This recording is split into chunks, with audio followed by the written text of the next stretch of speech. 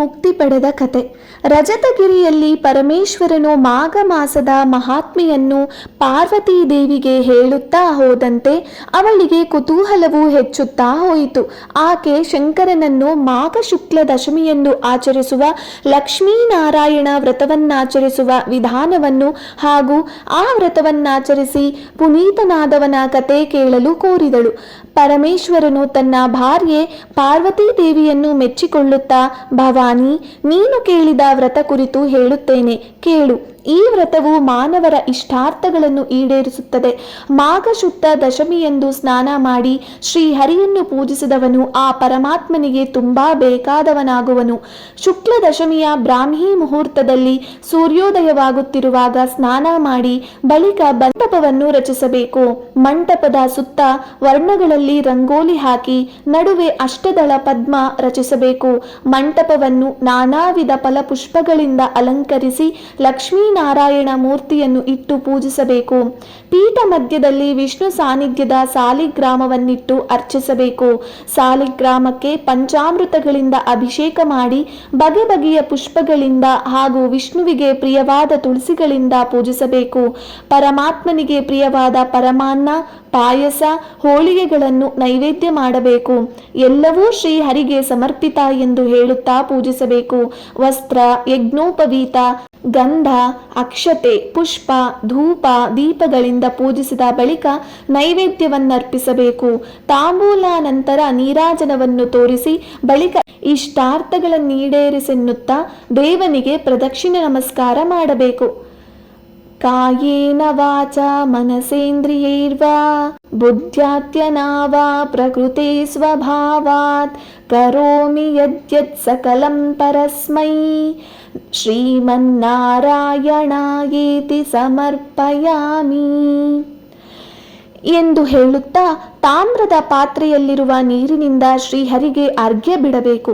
ಮಾಘ ಸ್ನಾನ ಮಾಡಿ ದೇವತಾ ಪೂಜೆ ಆದ ನಂತರ ಬ್ರಾಹ್ಮಣರಿಗೆ ಧಾನ್ಯಾದಿಗಳನ್ನು ದಾನ ಕೊಡಬೇಕು. ಮಾಘ ಪುರಾಣವನ್ನು ಕೇಳಿ ನಂತರ ಬ್ರಾಹ್ಮಣರಿಗೆ ಸಂತರ್ಪಣೆಯನ್ನು ಮಾಡಬೇಕು. ಹೀಗೆ ಲಕ್ಷ್ಮೀನಾರಾಯಣ ವ್ರತ ಕೈಗೊಂಡವರು ಸಕಲ ಪಾಪಗಳಿಂದ ಮುಕ್ತರಾಗುವರು.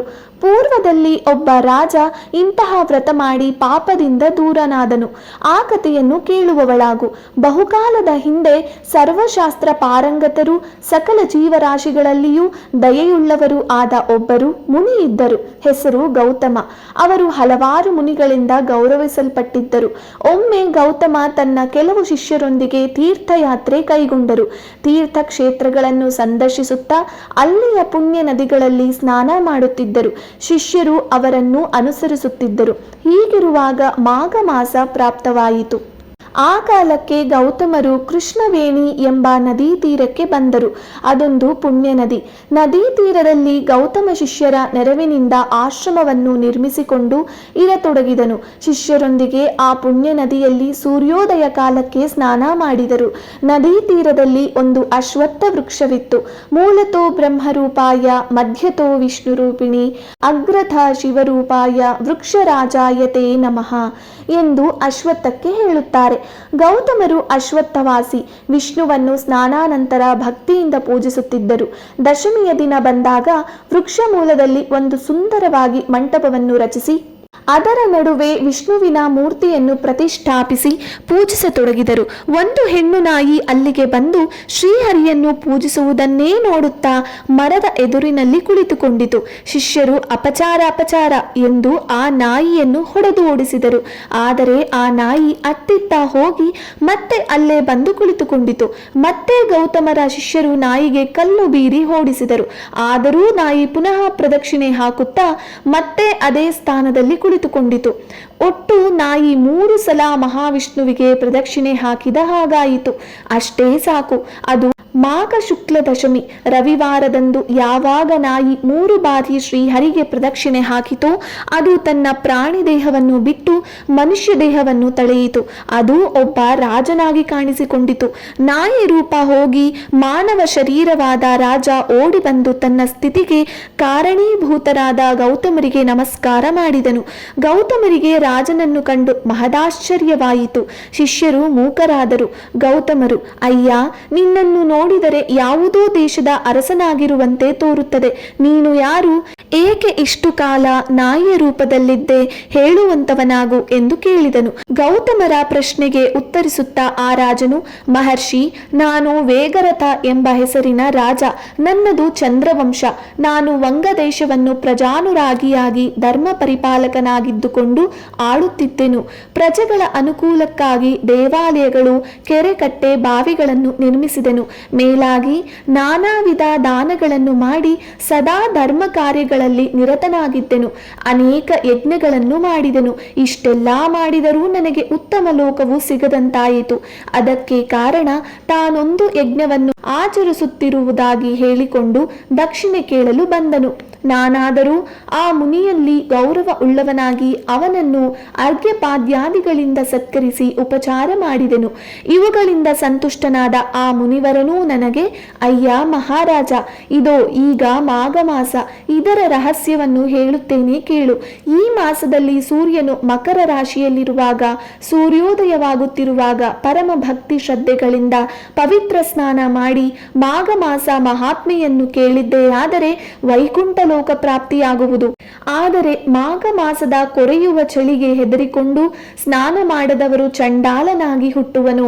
ಒಂದು ವೇಳೆ ಚಂಡಾಲನಾದವನು ಸ್ನಾನ ಮಾಡಿದರೆ ಅದರ ಫಲದಿಂದ ಬ್ರಾಹ್ಮಣನಾಗಿ ಜನಿಸಿ ಪುಣ್ಯ ಭಾಜನಾಗುವನು.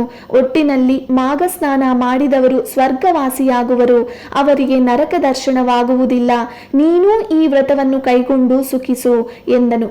ಆಗ ನಾನು, ಮಹಾತ್ಮ, ಅಬ್ಬಬ್ಬಾ, ಮಾಘ ಸ್ನಾನವನ್ನು ಚಳಿಯಲ್ಲಿ ಮಾಡುವುದೇ? ನನ್ನ ಕೈಲಾಗುವುದಿಲ್ಲ. ಇಲ್ಲ ಇಲ್ಲ, ಬೇಕಿದ್ದರೆ ದಾನ ಧರ್ಮ ಮಾಡುವೆನು, ಆದರೆ ಮಾಘ ಸ್ನಾನ ಮಾಡಲಾರೆ ಎಂದು ಉದಾಸೀನವಾಗಿ ನುಡಿದನು. ಇದರಿಂದ ಆ ಮುನಿವರರು ಅಸಮಾಧಾನ ಹೊಂದಿ ನನ್ನಿಂದ ಯಜ್ಞ ದಕ್ಷಿಣೆಯನ್ನೂ ಸ್ವೀಕರಿಸುವ ಮನಸ್ಸುಳ್ಳವನಾಗಲಿಲ್ಲ. ನಾನು ಹೇಗೋ ಒತ್ತಾಯಿಸಿ ಅವನಿಗೆ ಯಜ್ಞ ದಕ್ಷಿಣೆಯನ್ನಿತ್ತು ಕಳುಹಿಸಿಕೊಟ್ಟೆನು. ಏನು ಮಾಡಲಿ, ಏನು ಮಾಡಿ ಏನು ಫಲ? ಮಾಘ ಸ್ನಾನದ ಮಹಿಮೆಯನ್ನರಿತೂ ನಾನು ಮಾಘ ಸ್ನಾನ ಮಾಡದ ಪ್ರಯುಕ್ತ ಮೃತನಾದ ನಂತರ ನರಕ ಲೋಕವಾಸಿಯಾದೆನು. ಅಲ್ಲಿ ನಾನಾ ವಿಧವಾದ ಬಾಧೆಗಳನ್ನನುಭವಿಸಿ ಭೂಮಿಯ ಮೇಲೆ 16 ಸಲ ಕತ್ತೆಯಾಗಿಯೂ 24 ಸಲ ನಾಯಿಯಾಗಿಯೂ ಹುಟ್ಟಿದೆನು. ಇದೀಗ ನಿಮ್ಮ ದೆಸೆಯಿಂದ ಹಾಗೂ ಭಗವಂತನ ಕೃಪೆಯಿಂದ ನಾಯಿಯ ಜನ್ಮದಿಂದ ಬಿಡುಗಡೆ ಹೊಂದಿ ಪುನಃ ರಾಜನಾಗಿ ಕಾಣಿಸಿಕೊಂಡೆನು. ಇದು ಯಾವ ಪುಣ್ಯ ಫಲದಿಂದ ಸಾಧ್ಯವಾಯಿತೋ ನಾನರಿಯೆ. ಎಲ್ಲವನ್ನೂ ಬಲ್ಲ ತಾವೇ ಹೇಳಬೇಕು ಎಂದು ಗೌತಮನಲ್ಲಿ ಕೇಳಿಕೊಂಡನು. ಗೌತಮನು ಎಲ್ಲಾ ಸಂಗತಿಗಳನ್ನು ಕೇಳಿದ ಬಳಿಕ ರಾಜನಿಗೆ, ಮಹಾರಾಜ, ನೀನು ಇದುವರೆಗೂ ಪಟ್ಟ ಬಾಧೆಯೆಲ್ಲ ನೀನು ಮಾಘ ಸ್ನಾನವನ್ನು ಉಪೇಕ್ಷಿಸುವುದರಿಂದಲೇ ಆಗಿದೆ. ಮಾಘ ಸ್ನಾನದ ಮಹಿಮೆ ಸಾಧಾರಣವಾದದ್ದಲ್ಲ. ಇನ್ನು ನಾಯಿಯ ಜನ್ಮದಿಂದ ಬಿಡುಗಡೆ ಹೊಂದಲು ಕಾರಣ ಹೇಳುತ್ತೇನೆ ಕೇಳು. ನಾನು ತೀರ್ಥಯಾತ್ರಾ ಪರ್ಯಟನ ಕಾಲದಲ್ಲಿ ಇಲ್ಲಿಗೆ ಬಂದೆ. ಇಂದು ಮಾಘ ಶುದ್ಧ ದಶಮಿ, ಮಹಾಪುಣ್ಯ ದಿನ. ನಾನು ಅಶ್ವತ್ಥ ವೃಕ್ಷ ಮೂಲದಲ್ಲಿ ಮಂಟಪ ರಚಿಸಿ ಶ್ರೀಹರಿಯನ್ನು ಸ್ಥಾಪಿಸಿ ಪೂಜೆಯನ್ನು ಕೈಕೊಂಡೆ.